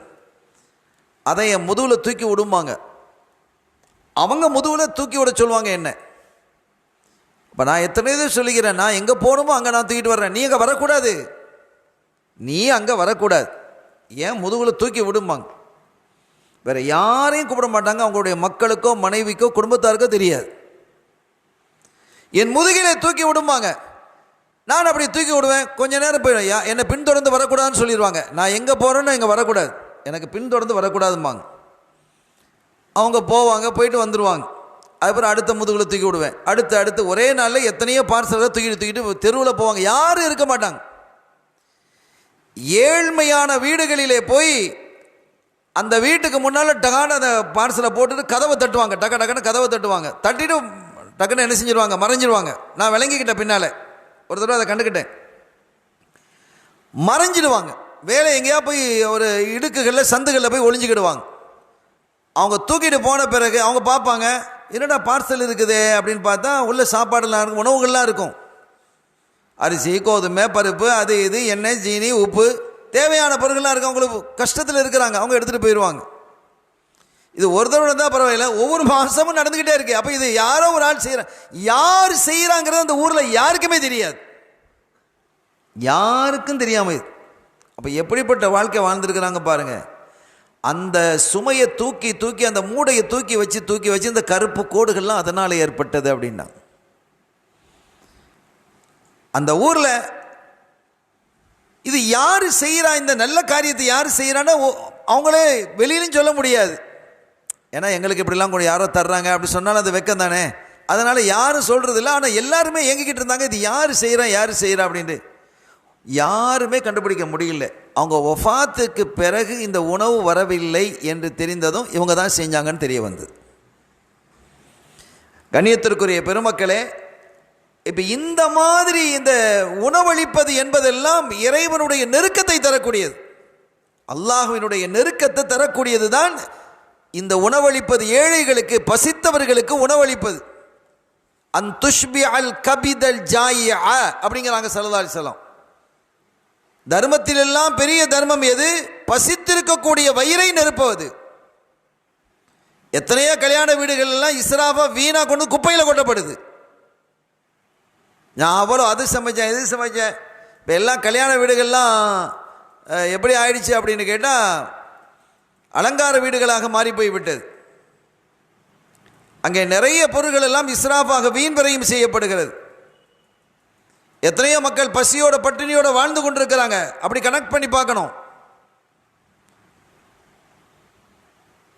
ஏழைகள் அழைக்கப்படாத விருந்து கெட்ட விருந்துன்றார்கள் ஸல்லல்லாஹு அலைஹி வஸல்லம். ஒரு விருந்தில் ஏழை அழைக்கப்படலைன்னா அது கெட்ட விருந்துங்கிறாங்க. அப்போ இதெல்லாம் இந்த அவுலியாக்கள் எவ்வளோ பார்த்து செஞ்சுருக்கிறாங்க, நம்ம புரியுதா இல்லையா? ரொம்ப பயந்துருக்கிறாங்க அல்லாஹ்வுக்கு. எனவே இப்போ கல்யாணமெல்லாம் பெரிய பெரிய பணக்கார வீட்டு கல்யாணங்கள்லாம் லட்சத்தில் தாண்டி இப்போ கோடியில் நடக்குது. கோடி கணக்காக செலவிக்கிறாங்க, கோடியை தாண்டுது கல்யாண செலவுகள்லாம், கோடியை தாண்டி. முஸ்லீம்கள் வீட்டு கல்யாணத்தை சொல்கிறேன். ஐசருஹு மூனா, எந்த கல்யாணம் செலவால் குறைவாக இருக்கிறதோ அதுதான் நல்ல கல்யாணம், நாங்கள் பரக்கத்தான கல்யாணம் அப்படின்னாங்க ஸல்லல்லாஹு அலைஹி வஸல்லம். இப்போ ஒரு கல்யாணம் ஒருத்தர் முடிக்கிறாரு, நாங்கள் அதை விளங்கிக்கிடுவோம். அப்போ பெருசாக கல்யாணங்க ஆட்களை கூப்பிடக்கூடாதா, பெரிய விருந்து வைக்கக்கூடாதா அப்படின்னு ஒரு கேள்வி எழுந்தால் நியாயமானது. இப்போ சாதாரண ஒரு குடிசை தொழிலாளி, அவருடைய வியாபாரம், அவருடைய கொடுக்கல் வாங்கல் எங்கே இருக்கும்? அந்த ஊருக்குள்ளே, அந்த தெருவுக்குள்ளே கொஞ்சம் பேர் இருக்கும், அவ்வளோதானே இருக்கும். ஒரு குடிசை தொழிலாளி எவ்வளோ பெருசாக இருக்கு பாரு. ஒரு குடும்பத்தை, ஒரு கல்யாணம், அவர் வீட்டில் ஒரு கல்யாணம், ஒரு 50 பேரை கூப்பிடுவார், 100 பேரை கூப்பிட முடியும், அவ்வளோதான். ஒரு கொஞ்சம் பெரிய வியாபாரியாக இருக்கிறார், அவரும் அதே போல் 50 பேர் 100 பேர் தான் கூப்பிடணுமா? அப்படி சொல்லலை மார்க்கம். ஆனால் அவர் 50 பேர், ஆனால் அவர் 50 பேர்னா அவருக்குடைய பழக்க வழக்கம் அவ்வளோதான் இருக்குது. இவருக்கு கூடுதல் பழக்கம் இருக்குல்ல. இன்னொரு மல்டி மில்லியன், அவர் பெரிய ஃபேக்ட்ரி வச்சிருக்கிறாரு, தொழிற்சாலை வச்சிருக்கிறாரு, அவர்கிட்ட ஆயிரக்கணக்கான பேர் வேலை செய்கிறான், ஆயிரக்கணக்கான பேருக்கு வாழ்க்கை கொடுத்துருக்கிறாரு. அவர் வீட்டில் கல்யாணம், அவர் தன்னுடைய பணியாளர்களை அழைப்பாரா இல்லையா? தன்னுடைய வாடிக்கையாளர்களை அழைப்பாரா இல்லையா? அழைக்கணுமா இல்லையா? அழைக்கணும். இப்போ அவருடைய தகுதிக்கு அவர் அழைத்தால் அது சரி, அது பிழை அல்ல. இப்போ அவருக்கு ஒரு 5000 பேர் கூப்பிடுறது வேலை வழி இல்லை. அவருக்கு அத்தகைய பழக்கம் இருக்குது, அவ்வளோ பிரபல்யமானவர், அவ்வளோ தேவை, அவருடைய கொடுக்கல் வாங்கல் எல்லாம் நட்பு வட்டாரங்கள்லாம் பெருசாக இருக்குது. அப்போ அவங்கள கூப்பிடுறாங்கன்னு சொன்னால் அது தப்பு இல்லை. நீ 5000 பேருக்கு சாப்பாடை போடு, நீ 5000 பேரை கூப்பிடு, அது ஒன்றும், அது வீண் விரயம் கிடையாது. அது நீ லிமிட்டாக தான் செய்கிறா, உன்னுடைய தகுதிக்கு அது லிமிட்டட். ஆனால் 5000 பேருங்கிற இடத்துல அதுக்கு 8000 பேருக்கு சாப்பாடு ஆக்கி அந்த சாப்பாடை 3000 கொண்டு போய் கொட்டுறதுங்கிறது வீண் விரயம் தானே. ஆனால் தேவைக்கு அதிகமான அலங்காரங்கள் பண்ணி தன்னுடைய படவப்படத்தை தன்னுடைய செல்வத்தை காட்டுறதுங்கிறதுக்காக வேண்டி ஊரு பூரா லைட்டை போடுறது அது அவசியமா? உன் வீட்டுக்கு லைட்டை போட்டுக்க, பந்தலை போட்டுக்க, அது ஊரு பூரா நீ காட்டணுங்கிறதுக்கு. இப்போ நிறைய இடங்களில் பட்டாசு வெடிக்கிறோம், இது மார்க்க அனுமதிக்குதா இதெல்லாம்? அப்போ இந்த மாதிரி வீண் விரயங்கள், உட்காரக்கூடிய டேபிள் இருக்குது, இந்த டேபிளில் உட்காந்து சாப்பிட்றாங்க, சேர் போட்டிக்கிறாங்க, சாப்பாடு இதில் படுத்துறீங்க, ரைட்டு ஓகே, அதில் பேப்பர் விரிக்கிறீங்க, இந்த சேரு ஓகே போதும் தானே. இந்த சேரில் அதுக்கு ஒரு ட்ரெஸ்ஸை போடுறது, துணியை போட்டு மூடுறாங்க, வெள்ளை துணியை போட்டு அப்படின்ட்டு அழகு, அப்படி பார்க்கறதுக்கு அழகாக இருக்குது. இது தேவையா? சோறு தான் சாப்பிட தானே போகிறாரு, அவர் பிரியாணி தின்னுட்டு போயிட்டு இருக்கிறாரு, அதுக்கு சேருக்கு நீ அடையாளம்? சேரை சாப்பிடுது, சேருக்கு எதுக்கு ட்ரெஸ்ஸை போடுற நீ? ஒரு விழா நடக்குது, அந்த விழாவில் சரி ஒரு பெரியவங்களாம் உட்காடுறாங்க, விடுறாங்க, ஒரு வர்றாங்கன்னு சொன்னால் அந்த மேடையில் உட்கார்றவங்களுக்கு மட்டும் அது ஒரு அலங்காரமாக போட்டு வச்சுக்கிட வேண்டியதான். அது அளவோடு நிறுத்திக்கிடணும். எல்லாத்துலேயும் ஒரு அளவு இருக்குது. இந்த வீண் விரயம் செய்யக்கூடாது. இப்படி எத்தனையோ வீண் விரயங்கள் நடந்து கொண்டிருக்கிறது. இதெல்லாம் அவுலியாக்கள் அதை விட்டெல்லாம் வெளியில் வந்துட்டாங்க. இந்த வீண் விரயம் என்பது அவர்களிடத்தில் இருக்காது. அல்லாவுக்கு எது பிரியமோ அதுதான் எனக்கு பிரியம், அல்லாவுக்கு எது வெறுப்போ அதுதான் என்னுடைய வெறுப்பு. இதனால் அல்லாவை அவங்க நெருங்கினாங்க. அல்லாவை விருப்பப்படக்கூடியது எந்த ஒன்றிலும் என்னுடைய அல்லாவுக்கு நெருக்கம் இருக்கிறது, விருப்பம் இருக்கிறதா? என் ரப்பு இதை விரும்புகிறானா? என் ஹபீப் ஸல்லல்லாஹு அலைஹி வஸல்லம் இதை விரும்புகிறார்களா? என்னுடைய ரப்பு இதை வெறுக்கிறானா? என்னுடைய ஹபீப் ஸல்லல்லாஹு அலைஹி வஸல்லம் இதை வெறுக்குகிறார்களா என்று பார்த்து பார்த்து செய்வாங்க. அவர்களுக்கு எது விருப்பமோ அது என்னுடைய விருப்பம், எது வெறுப்போ அது என்னுடைய வெறுப்பு. அப்படிங்கிற அந்த பண்பாட்டுக்கு என்ன செஞ்சு வந்துடுவாங்க. சையதுனா ஸரிய ஸுக்தி ரலியல்லாஹு தஆலா அன்ஹு அவங்க ஒரு தடவை ஒரு மனிதரை குறித்து பெருசாக பேசப்பட்டிருக்கிறது. சரி, அந்த மனிதர் யாருன்னு சொன்னால் ஒரு பெரிய அவுலியான்னு அந்த மனுஷரை பேசுகிறாங்க. ஊரில் ஒரு பெரிய அவுலியா அப்படின்னு பிரபல்யமாக பேசுகிறாங்களாம். ஸரிய ஸுக்தியில் அபு யஸீத் பிஸ்தாமி ரலியல்லாஹு தஆலா, அப்போ அபு யஸீத் பிஸ்தாமி சொன்னாங்களாம், இந்த மனிதரை பற்றி பெருசாக பேசப்படுது, பெரிய இறைநேசர் செல்வர் அவுலியான்னு பேசப்படுது, அவங்கள போய் நம்ம சந்திச்சுட்டு வருவோமா, அந்த பெரிய மகானை போய் நம்ம சந்திச்சுட்டு வரலாமே அப்படின்ட்டு. இவங்க பெரிய மகான், அபு யஸீத் பிஸ்தாமியினுடைய வரலாறை பார்த்தா ரொம்ப ஆச்சரியமாக இருக்கும். ஜாஹிது ஜமான், அந்த காலத்திலே அவங்க பெரிய ஜாஹிதாக வாழ்ந்தவர்கள், இந்த உலகத்தின் மீது ஆசையே இல்லாமல் வாழ்ந்தவர்கள். அப்படிப்பட்ட ஜாஹிது ஜமானாக இருக்கக்கூடிய அபு யஸீத் பிஸ்தாமி ரலியல்லாஹு தஆலா அன்ஹு அவர்கள் தங்களுடைய சஹாக்களிடத்திலே சொல்றாங்க, கும்பினா இலா ஹாதா ரஜுலில்லதி கத் ஷார நஃப்ஸுஹு பில் விலாயா, அவர் பெரிய விலாயத்து உள்ளவர் என்று சொல்லப்படுகிறது, அவரை போய் நம்ம சந்திச்சுட்டு வருவோம், ஒரு பரக்கத்தானே பெரியவங்களை போய் சந்திக்கலான்னு சொல்லி. இவ பெரிய ஆளு. அங்கே போகும்போது அந்த மனிதரை பார்த்துட்டாங்க, அவர் அங்கே உட்காந்துருக்கிறார். அவருக்கு எச்சில் வருது, அது துப்புறார். எச்சில் வந்தால் துப்புவாங்க, காரல் வந்தால் துப்ப தானே செய்வாங்க, அதை துப்புறார். எங்கே துப்புறாரு? கிபிலா நோக்கி. அப்படி முன்னால் கிபிலா இருக்குது, அது அப்படி துப்பிடுறது. இப்போ கிபிலான்னு வைங்களேன், கிபிலா அப்படி துப்பிட்டார். உடனே அவங்க திரும்பிட்டாங்களாம். ஒரு இறைநேச செல்வராக இருந்தார், கிபிலாவை நோக்கி துப்ப மாட்டார். ஏன்னா ஸல்லல்லாஹு அலைஹி வஸல்லம் அதை விரும்பலை. கிபிலாவை நோக்கி துப்புறது, கிபிலாவை நோக்கி மலஜலம் கழிப்பதையும் அவங்க விரும்பலை. விலாயத்து வந்தவர்கள் ஒருபோதும் இந்த காரியத்தை செய்ய மாட்டாங்க. ஏன்னா அப்படியே திரும்பிட்டாங்க. இப்போ நாம துப்புறோன்னு வைங்க, கிபிலாவை நோக்கி துப்புறோன்னு சொல்லுங்க, நல்ல விஷயம் கிடையாது. ஆனால் இது பாரதூரமாக பார்க்கப்படாது. ஆனால் ஒரு விலாயத்து உள்ளவங்க செய்யலாமா? செய்வாங்களா? அப்போ ஒவ்வொன்றையும் ஒரு சுண்ணத்தை கூட விட மாட்டார்கள். அது சுண்ணத்து தானே அப்படின்னு போக மாட்டாங்க, சுண்ணத்தல்லவா அப்படின்னு பார்ப்பாங்க. அப்படி பார்த்ததால் தான் இறை நெருக்கம் அவர்களுக்கு கிடைத்தது. இந்த உரை பூரா நசீகத்துகளாக அமைகிறது. நம்முடைய வாழ்க்கையில் நானும் நீங்களும் கொண்டு வரணும் இன்ஷா அல்லாஹ். நம்முடைய பிள்ளைகளுக்கும் நம்முடைய சந்ததிகளுக்கும் இதையெல்லாம் நாம் சொல்லிக் கொடுக்க வேண்டும் என்பதை நான் இந்த இடத்துல குறிப்பிடுகிறேன். அருமையான பெருமக்களே, இறை நெருக்கம், இறை அன்பர்களின் இறை நெருக்கம் என்பது இன்றைய உரை. எப்படி இந்த இறை நெருக்கத்தை அவர்கள் பெற்றார்கள் என்றால், அல்லாஹ் விரும்பியது, அவருடைய ஹபீப் ஸல்லல்லாஹு அலைஹி வஸல்லம் அவர்கள் விரும்பியதை தங்களுடைய வாழ்க்கையில் கொண்டு வந்தாங்க. அந்த அடிப்படையிலே இன்றைய நம்முடைய நாயகராக இருக்கக்கூடிய குத்துபுல் அக்தா கௌதுல் ஆலம் சையதுனா முஹையத்தீன் ஷேக் அப்துல் காதிர் ஜீலானி ரலியல்லாஹு தஆலா அவருடைய வாழ்க்கை முழுவதும் நீங்கள் பாருங்கள். எல்லாருக்கும் தெரிஞ்ச வரலாறு. அந்த அவங்க அம்மா 40 காசை இந்த பையில் வச்சு கொண்டு அனுப்புனாங்களா இல்லையா? தச்சு வச்சு அனுப்புனாங்க. திருடர்கள் பிடிச்சிக்கிட்டானோ, பிடிச்சிட்டா இவங்க சின்ன பிள்ளையா இருக்கிறாங்க, கண்டுக்கிட இல்லை, கணக்கே எடுக்க இல்லை. இவங்களுக்கு எல்லாரும் அந்த அன்றைய காலத்திலலாம் வியாபாரிகள் போகும்போது கூட்டம் கூட்டமாக தான் போவாங்க, தங்களை பாதுகாப்புக்காகவும் போவாங்க. ஆனால் கொள்ளைக்காரர்கள் என்பவர்கள் பலவிதமாக இருந்தாங்க. தனியாக இருந்து கொள்ளை அடிக்கிறவன் இருந்தான். ஒரு 4-5 பேரை வச்சுட்டு பெரிய டீம் வச்சுக்கிட்டு தொழிற்சாலை மாதிரி டீம் வச்சுட்டு திருடுறவங்க இருந்தாங்க. அந்த மாதிரி ஒரு டீம் வந்து இவங்களை பிடிச்சிக்கிடுச்சு. இவங்களுடைய எண்ணிக்கையை விட கொள்ளைக்காரர்களுடைய எண்ணிக்கை அதிகமாக இருக்குது, ஆயுதங்கள் அதிகமாக இருக்குது, ஒன்றும் செய்ய முடியாது. இந்த வியாபாரிகள்லாம் போகும்போது தங்களுக்கு பாதுகாப்புக்காக சில வீரர்களை கூட்டு போவாங்க. 10 பேரை கூட்டு போவாங்கன்னு வைங்க, 100 திருடர்கள் வந்தால் என்ன செய்யறது? ஒன்றும் செய்ய முடியாது, உயிர் சேதம் ஏற்பட்டுரும். அந்த மாதிரி ஒரு சூழலில் எல்லாத்தையும் இப்போ அபகரிச்சுக்கிட்டே இருக்கிறாங்க. ஓதுல கண்டுக்கிடவே இல்லை, யாருமே கண்டுக்கிட இல்லை. ஒருத்தன் மட்டும் அப்படியே அந்த கிராஸ் பண்ண, ஏய் தம்பி இனி என்னப்பா வச்சுருக்க, உன்டைய தான் இருக்கா அப்படின்னு சும்மா கேட்குறான். ஆமாம் இருக்குது அப்படின்னாங்க. என்ன இருக்குது? 40 தங்க காசு வச்சுக்கிறேங்கிறாங்க. 40 தங்க காசு வச்சுருக்கிறியா போயா அப்படிங்கிற மாதிரி சொல்லிட்டு போகிறான். அவனுக்கு பெருசாக நம்பிக்கை இல்லை, சும்மா அது சின்ன பிள்ளை ஏதோ விளையாடுது அப்படிங்கிற மாதிரி. இன்னொருத்தன் வந்து கேட்கும்போது அதே மாதிரி சொல்கிறாங்க. இந்த செய்தி தலைவனுக்கு போன போது தலைவனை அவளை கூப்பிட்டு வர சொல்கிறாங்க. ஆளை கூப்பிடிச்சிட்டு வா, தம்பி நீ உங்ககிட்ட என்னப்பா இருக்குது? நான் 40 தங்க காசு வச்சுருக்கிறேன். எங்கப்பா ஒன்றும் இருக்கிற மாதிரி தெரியலையே. இல்லை இந்த உள்பகுதியில் எங்கள் அம்மா வச்சு தச்சுருக்கிறாங்க அப்படின்னு பார்த்தா 40 தங்க காசு இருக்குது. அப்படியே அரண்டு போயிட்டான்.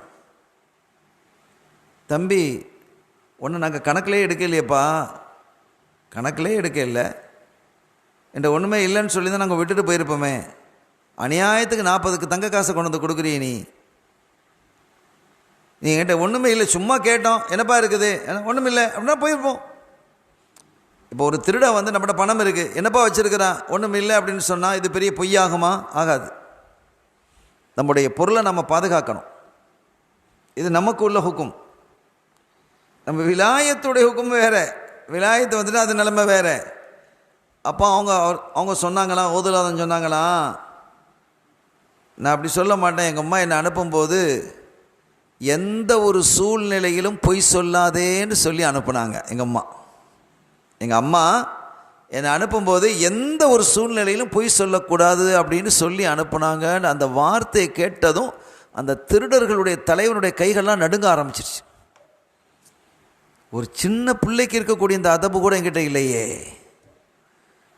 காலமெல்லாம் பொய் சொல்கிறேன், காலமெல்லாம் கபடம், காலமெல்லாம் குழப்பம், காலமெல்லாம் ஹராமான சம்பாத்தியம், அடுத்தவர்களை வேதனைப்படுத்தி துன்பப்படுத்தி அந்த இடத்துல கண்கள்லேருந்து அல்லாஹ் கல்பை மாற்றத்தை ஏற்படுத்துகிறான். ஏன்னா லேசான ஆளுடைய வாயிலிருந்து வந்தது இல்லையே, ஓதுலாத்தருடைய வாயிலிருந்து வந்த வார்த்தை அல்லவா.